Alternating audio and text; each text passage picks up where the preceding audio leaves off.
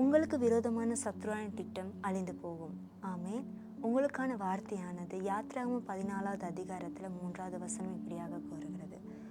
அப்பொழுது பார்வோன் இஸ்ரவேல் புத்திரரை குறித்து, அவர்கள் தேசத்திலே திகைத்து திரிகிறார்கள், வனாந்தரம் அவர்களை அடைத்து போட்டது என்று சொல்வார்.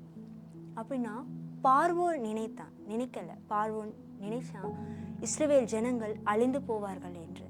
ஆனால் தேவன் அவர்களை பாதுகாத்தார். தேவன் ஒரு திட்டத்தை குறித்து வைத்திருந்தார். உங்களுக்கான வார்த்தையானது, உங்களுடைய வாழ்க்கையில எத்தனையோ பேர் பொருத்தனைகள் வைத்திருக்கலாம், ஆனாலும் தேவனுடைய திட்டம் உங்களுடைய வாழ்க்கையில் நிறைவேறும். நீங்கள் நம்பிக்கையோடு இருங்கள். தேவன் உங்களுடைய வாழ்க்கையில ஒரு திட்டத்தை குறித்து வைத்திருக்கிறார். மனுஷர்கள் என்னதான் எங்களுடைய வாழ்க்கையில திட்டத்தை கொண்டு வந்தாலும், எப்படி நடக்கும் என்று சொன்னாலும், ஆனால் தேவனுடைய திட்டம் உங்களுடைய வாழ்க்கையில கண்டிப்பாக நிறைவேறும். கர்த்தர் தாமே உங்கள் ஒவ்வொருவரையும் ஆசீர்வதிப்பார்.